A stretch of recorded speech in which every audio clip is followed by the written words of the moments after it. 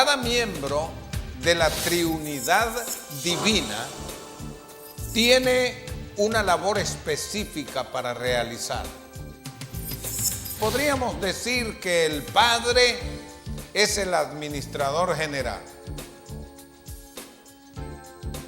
Él ve por todos los intereses del reino. El Hijo es el gran intercesor y redentor. Tuvo que morir en la cruz del Calvario, poner allí su vida para hacer posible el pago de la deuda que de otra manera usted y yo tendríamos que pagar las consecuencias, porque la deuda no la podemos pagar. El Espíritu Santo es el ejecutor que hace eficaz la tarea de la evangelización del mundo entero. Y quiero enfocar un poco en esa dirección. Casi siempre hablamos del Espíritu Santo enfatizando tal vez mucho más los dones que otras cosas que también son parte de esto. El Espíritu Santo, como decíamos la semana pasada, es el compañero fiel suyo y mío. Cuando Jesús se iba, después de haber resucitado, Él dijo: me voy, pero no os dejaré huérfanos.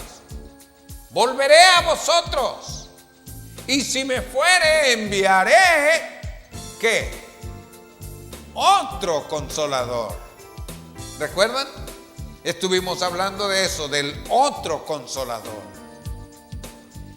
Y el Señor reafirmó el asunto cuando dijo: os conviene que yo me vaya, porque si no me fuere, el consolador no vendría a vosotros.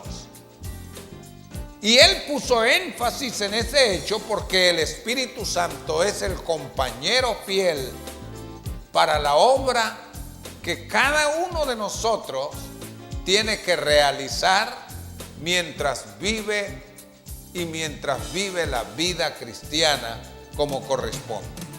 Por eso voy a hablar en estos minutos sobre lo que estoy llamando presencia, esencia y vigencia del Espíritu Santo en la evangelización.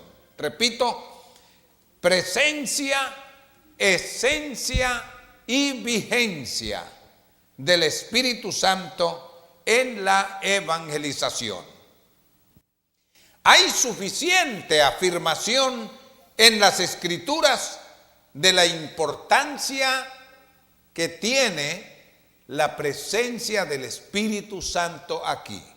Estábamos citando las palabras de Jesús que están en el Evangelio de Juan. Vaya conmigo al capítulo número 16.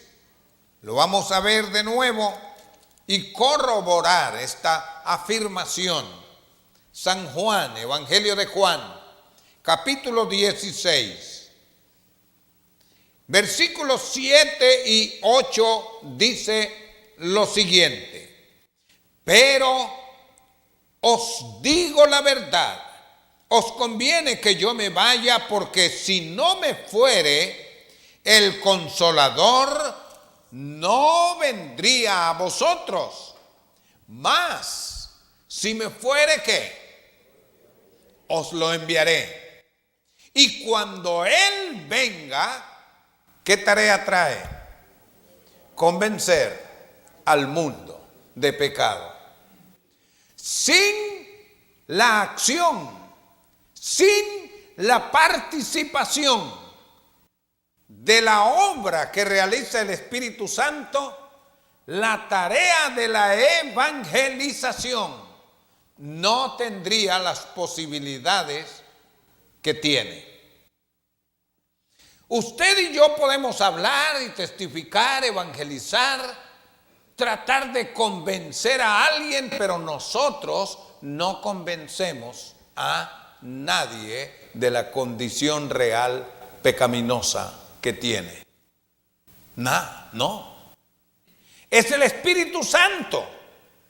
Una persona puede haber sido un creyente por años y al tener una condición espiritual de insuficiencia, de pecado, ¿sabe qué es lo que va a ocurrir? Usted le puede decir una u otra escritura, eso yo lo sé. Es hasta que el Espíritu Santo aparece y toca la puerta. Él convencerá al mundo de pecado, dice el Señor. Eso me inspira a mí para hacer la evangelización. A mí me ha tocado hablar con gentes de toda clase. Me ha tocado hablar con personas que cuando le comienzo a decir, ¿usted ha oído el Evangelio? Sí. ¿Y qué piensa del Evangelio? Bien. ¿Y le gustaría que le hable de Jesucristo? Sí. ¿Usted sabe que es pecador? Sí. ¿Y que el Señor perdona? Sí. Y no le discuten nada. Qué fácil es. Pero a veces salen algunas personas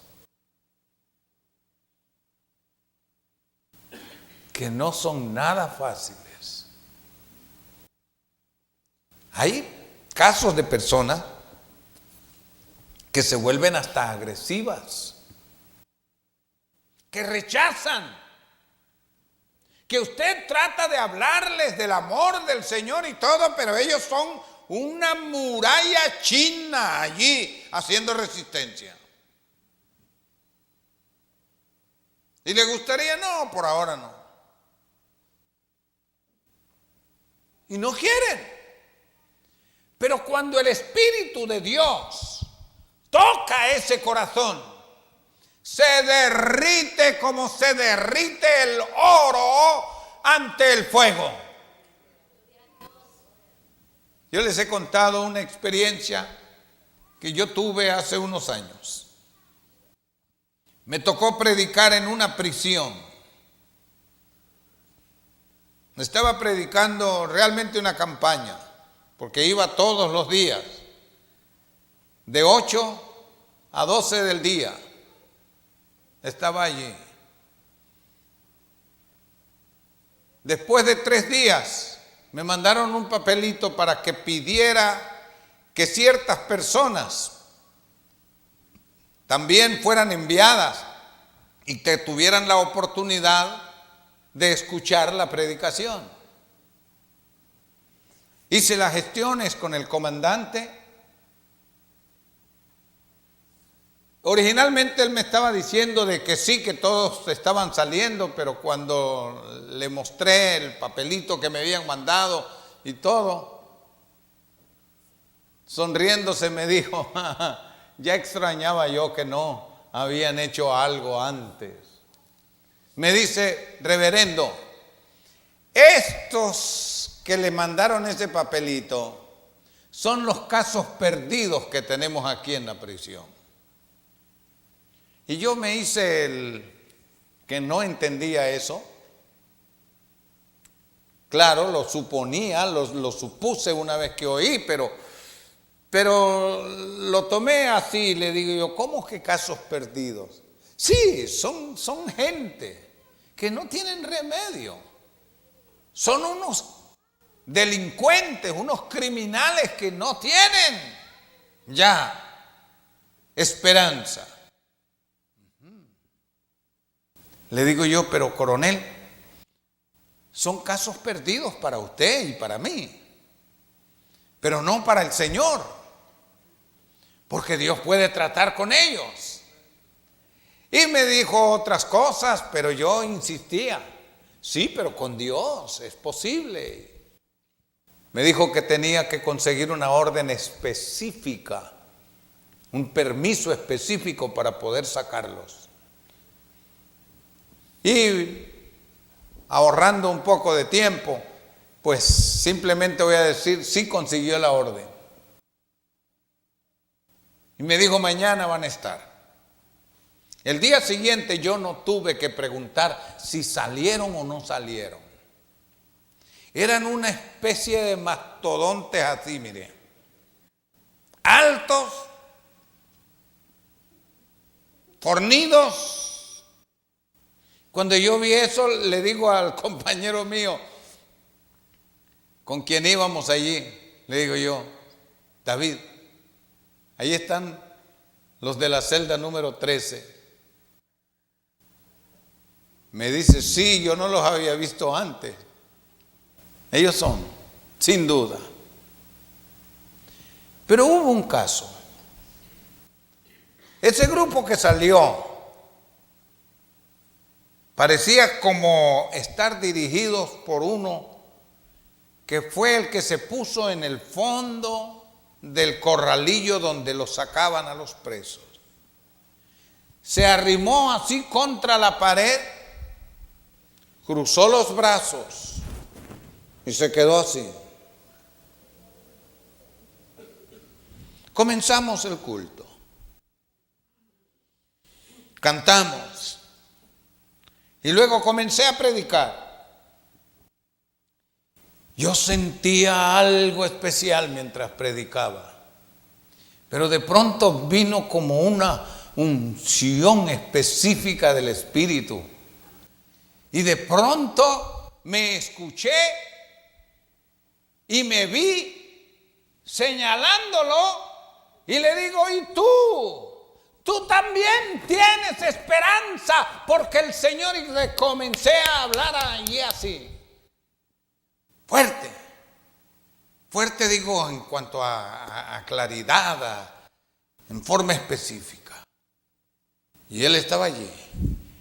Y yo le estaba ofreciendo vida nueva, una nueva esperanza, una vida de gozo. Y lo único que lograba de él era que meneara la cabeza en forma negativa. No. Y yo seguía predicando, porque me sacaban los presos en tres tandas, porque no cabían, eran muchos presos. Cabían más de 300 por tanda, pero... Y yo seguí predicando. Y luego vino el momento de hacer la invitación. ¿Quién quiere recibir a Cristo como su Salvador personal? Y varios presos levantaron la mano, que querían recibir a Cristo. Pero de pronto me sentí impulsado a hacerlo y lo hice. Y le digo: ¿y tú qué esperas? Ven, sé hombre, sé valiente. Para esto es que se necesita el valor.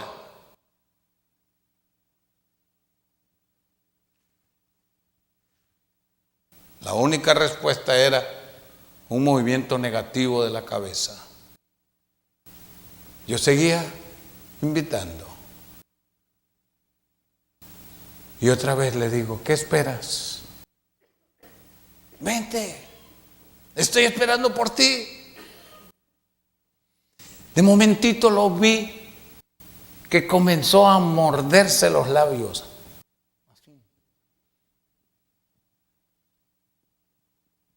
Y claro que eso puede ser de enojo como puede ser de otra cosa, ¿no? Pero yo dije: ven. De pronto ese hombre se vino para el frente. Yo estaba allí, estábamos separados por una malla metálica fuerte, y vino hasta la propia orilla donde yo estaba. Qué tremendo fue cuando vi a ese hombre de rodillas, con las manos levantadas, llorando. Se entregó a Cristo, lo recibió como su Salvador personal. Y cuando ese hombre llegó, detrás de él se vino el resto del grupo que estaba en la celda número 13. Y todos vinieron y se entregaron a Cristo. Porque cuando Él venga, convencerá al mundo de pecado. Si el Espíritu Santo entra en acción, los resultados tienen que ser magníficos, porque esa es tarea que el Espíritu, y solamente el Espíritu Santo, puede llegar a realizar. Qué emocionante fue aquello. Oh, Para no dejarlos así nada más, les voy a decir, el coronel me había dicho que si sacaba ese grupo, necesitaba pedir refuerzo militar. Y le llegó un refuerzo de 40 soldados con armamento especial que se subieron en el muro. Pero no era porque estaban ahí los soldados que él, no. Era por el toque del Espíritu Santo. Cuando ellos estaban viniendo todos al frente, yo comencé a llorar y volví a ver así para el muro. Y lo tremendo para mí fue que una de las personas que estaba en el muro era el coronel y estaba llorando. Y cuando terminamos las 3 tandas de ese día, llegó un soldado, se me cuadró allí y me dice: mi coronel lo está solicitando. Y fui a ver de qué se trataba. Y me dice: ¿por qué estaban llorando los de la celda número 13? Y casi le digo: por lo mismo, por lo que usted estaba llorando. Casi que le digo eso. Porque ¿qué otra explicación tengo yo? No son mis palabras, no es mi argumento, no es mi fuerza, no es influencia humana, es obra del Espíritu Santo. Hermano mío, hay esperanza cuando nosotros hacemos la obra de Dios.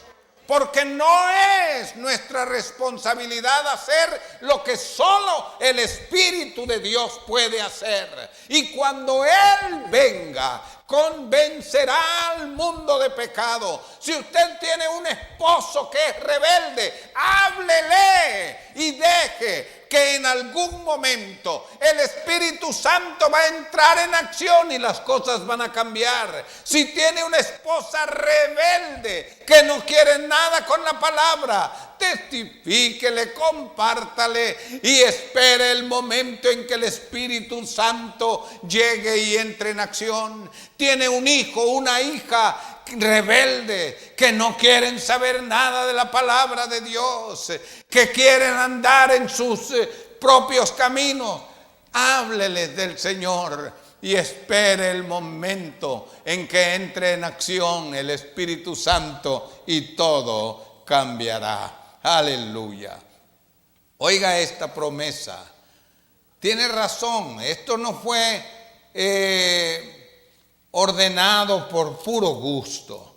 Vea lo que dice en San Lucas 24, 48 y 49. Vosotros sois testigos de estas cosas.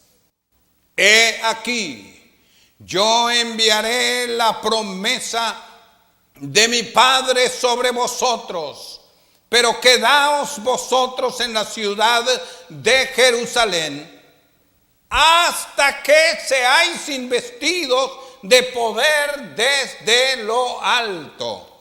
Y Lucas también es el que escribe en Hechos capítulo 1 en el versículo 8, y pareciera como una continuación de esto último que acabamos de leer en San Lucas 24. Pero recibiréis, ¿qué cosa? Poder. ¿Cuándo? Cuando haya venido sobre vosotros el Espíritu Santo, y me seréis testigos en Jerusalén, en toda Judea, en Samaria y hasta lo último de la tierra. Aleluya. No hay ningún rinconcito que quede reservado a la posibilidad de acción del Espíritu Santo de Dios, hasta lo último de la tierra. Aleluya. Hay suficiente demostración de la importancia de la presencia del Espíritu Santo. La evangelización no es con ejército ni con fuerza, sino con mi espíritu, dice Jehová de los ejércitos. Pero no solo hay suficiente afirmación de la importancia de su presencia. Hay suficiente demostración de su esencia. Vamos a Hechos, capítulo 2. Vea conmigo esta escritura. ¿Se acuerda usted que el apóstol Pedro había negado 3 veces al Señor? Había llegado hasta a maldecir. Dijo: yo no conozco a ese hombre. Y es que no era fácil, la situación que había en ese momento allí no era fácil. Pedro optó por negar al Señor. Y cualquiera se haría la pregunta: y ese es uno de los apóstoles. Y ese es uno en quien se ha confiado el establecimiento de la iglesia. Sí, él es uno de ellos. El que negó, sí, ese que negó al Señor. Ese es uno de ellos. Pero allá él estaba actuando en su fuerza, en su capacidad. Llegó el día de Pentecostés, Hechos capítulo 2. Cuando llegó el día de Pentecostés, versículo 2 dice que de repente vino del cielo un estruendo como un viento recio. Y en el 4 dice: y fueron todos llenos del Espíritu Santo. Ahora, hay como 3,000 personas allá afuera. Algunos se están riendo, se están burlando, otros están allí interrogándose: ¿qué es esto? ¿Qué es esto? Y otros ni saben por qué están ahí tal vez. De pronto, vea lo que nos dice el versículo número 14. Entonces Pedro, poniéndose en pie con los 11, alzó la voz y les habló diciendo: varones judíos y todos los que habitáis en Jerusalén, esto os sea notorio. Oíd mis palabras, porque estos no están ebrios como vosotros suponéis, puesto que es la hora tercera del día. Mas esto es lo dicho por el profeta Joel: en los postreros días, dice Dios, ¿qué cosa? Derramaré de mi espíritu sobre toda carne. Y entonces se echó un sermón y 3,000 personas aceptaron a Cristo como su Salvador. ¿Cómo fue que lo consiguió Pedro? El que 3 veces había dicho: no conozco a este Señor, no sé quién es, y había negado a Jesús. ¿Qué hizo la diferencia? La diferencia la hizo el Espíritu Santo en la vida de Pedro. Él había pasado con otros 119 personas allí encerrado durante 9 días, orando, tratando de obedecer la orden del Señor de quedaos en Jerusalén hasta que seáis llenos del Espíritu Santo. Y estuvo allí y esperó allí, y en el día 10º vino la unción del Espíritu, y la presencia del Espíritu Santo hace la diferencia, porque el Espíritu, la presencia del Espíritu Santo es una demostración de eficiencia que hay en el Espíritu de Dios. Pedro habló, y lo que dijo no fue, fíjese que casi todo lo que dijo fue referencia de una profecía que otro había pronunciado con más de 700 años de anticipación al tiempo en que estaban viviendo ellos. Eso fue lo que él hizo. Esto fue o es lo que habló el profeta Joel. Eso fue lo que él citó. Pero fue lo que usó el Espíritu Santo. Y eso es lo que yo quiero que usted, hermano, y yo entendamos claramente en esta mañana. No se trata de la habilidad, no se trata de destreza o de conocimiento nuestro. No se trata de la capacidad que nosotros tenemos. Se trata de la participación y presencia del Espíritu Santo de Dios en la vida de una persona para poder cumplir con la encomienda que el Señor nos ha dado de ir y predicar el Evangelio a toda criatura. Esto equivale a decir que cada uno de nosotros debe desarrollar confianza en realizar la evangelización. Hay personas que a veces vacilan a hablarle a ciertas personas. Los ven y no sé si no tienen confianza, va y me sale con cosas que yo no voy a poder. O tal vez me sale agresivo. No importa. Si usted está con la unción del Espíritu de Dios en la vida suya, dele nomás, dele nomás, dele nomás. El Señor hará la obra, porque esto es tarea del Espíritu Santo de Dios. Y quiero, hermano, que note la diferencia de énfasis que hay, que si solamente dijésemos que el Espíritu Santo es para hablar en otras lenguas, y no quiero minimizar en nada eso, pero el Espíritu Santo, a más de darnos la bendición de orar en otras lenguas, desempeña una función estratégica en el cumplimiento de la gran comisión. De la gran comisión. Llénese de valor, llénese de confianza. No le tenga miedo a ningún bravucón que vea por allí aparecer. Ni que por argumentos, que porque es muy inteligente, que tiene no sé qué cuántos títulos, no importa.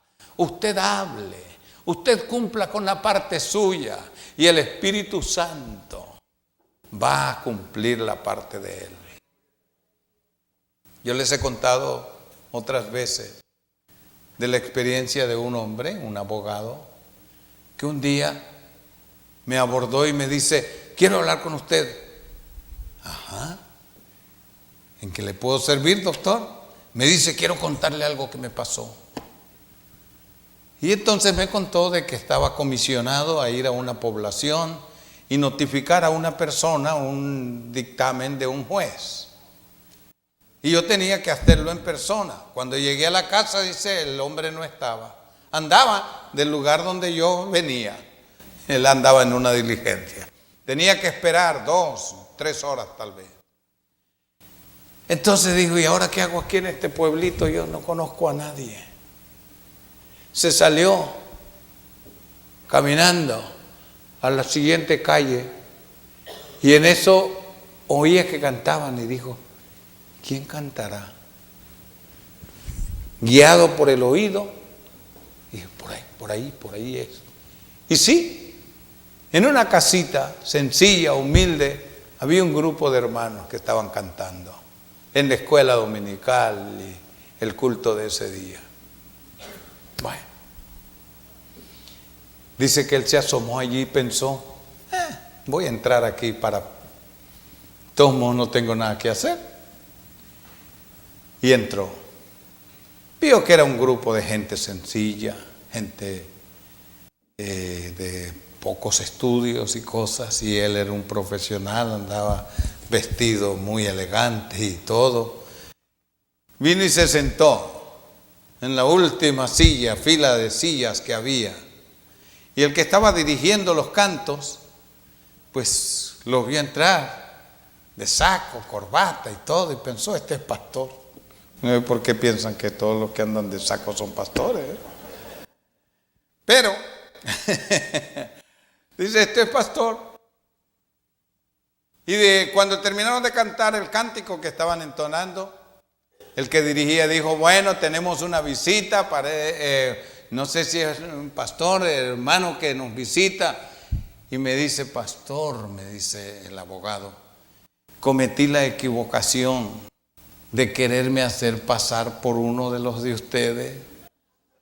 Porque dije yo, pobrecita esta gente, voy a pasar y les voy a decir unas cosas bonitas y buenas. Entonces él no dijo, no, yo no soy pastor, sino que dijo, hermano, si quiere pasar y darnos unas palabras. Se levantó y pasó al frente. Dice, hermano, usted me conoce. Sí, yo lo conocía a él. Un abogado bien destacado y acostumbrado a hablar en públicos de todo tipo. Pero ahora está frente a 25 hermanos sencillos que están reunidos allí. Y dice que comenzó.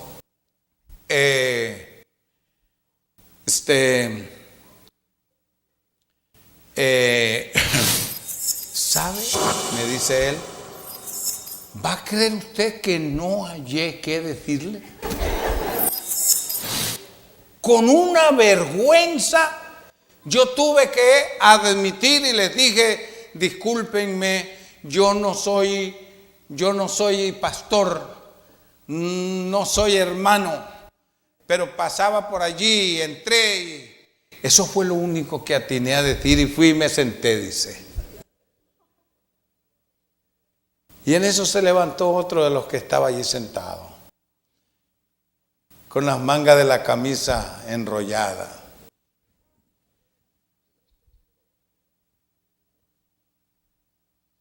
Y pasó y dice, bueno, hermano, pues vamos a la palabra del Señor. Y ha comenzado a predicar un sermón. Pero ¿qué sermón, pastor? Me dice. ¿Por qué me pasó eso? Y entonces yo comencé a explicarle y yo le dije, mire, esto no es una tarea de gente porque son inteligentes o por el conocimiento que tienen o por habilidades.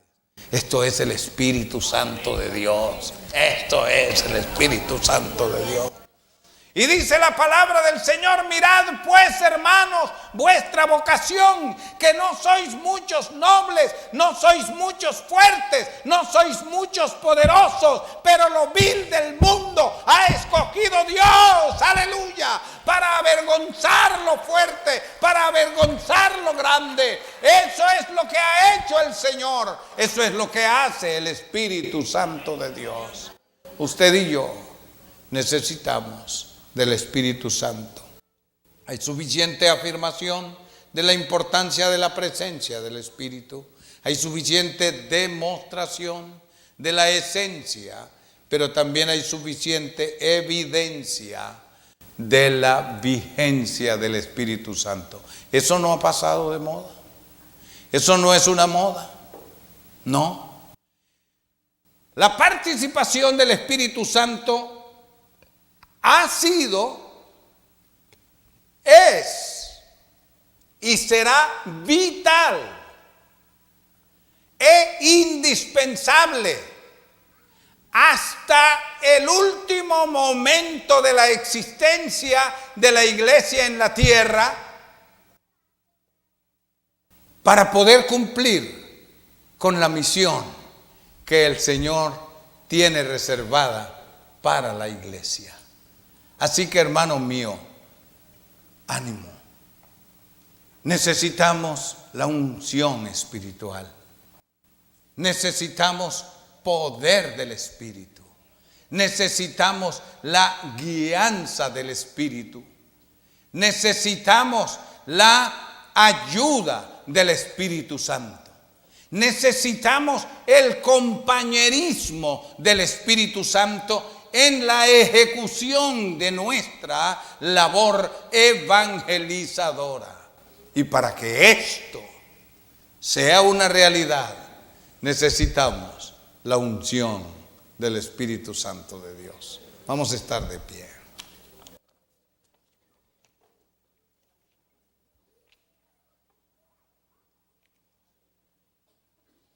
Usted conoce ese coro que dice, Espíritu Santo, bienvenido a este lugar. Jesucristo, bienvenido a este este lugar. Padre omnipotente, de gracia y amor, bienvenidos a este lugar. Vamos a cantarlo una vez más y orar. Pero hermano, piense con este concepto. Yo necesito del Espíritu Santo. Lo necesito ahora. Lo necesito siempre. Necesito su gracia. Necesito su guianza. Necesito su poder. Necesito la autoridad que el Espíritu imparte a la vida del creyente para cumplir la misión que el Señor nos ha encomendado. Cantemos una vez más. Espíritu Santo, bienvenido a este lugar. Jesucristo, bienvenido a este lugar. Padre omnipotente,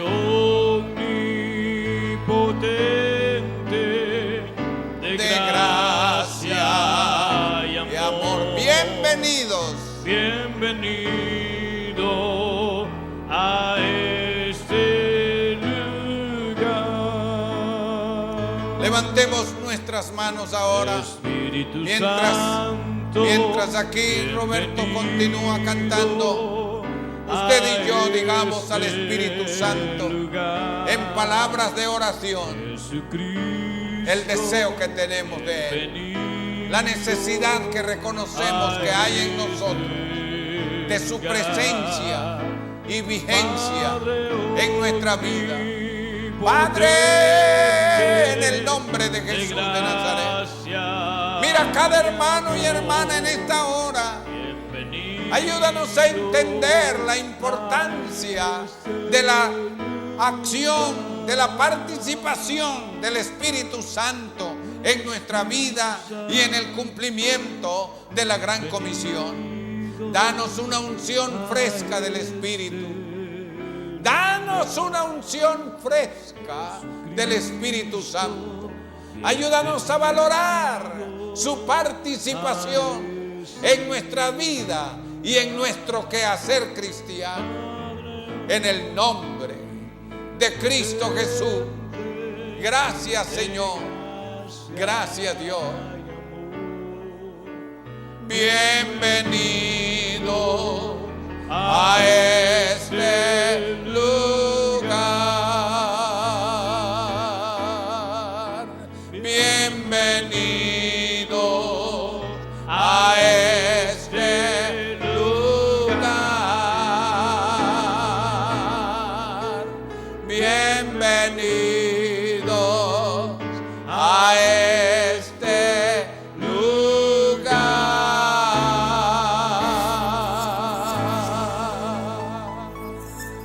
Aleluya, aleluya.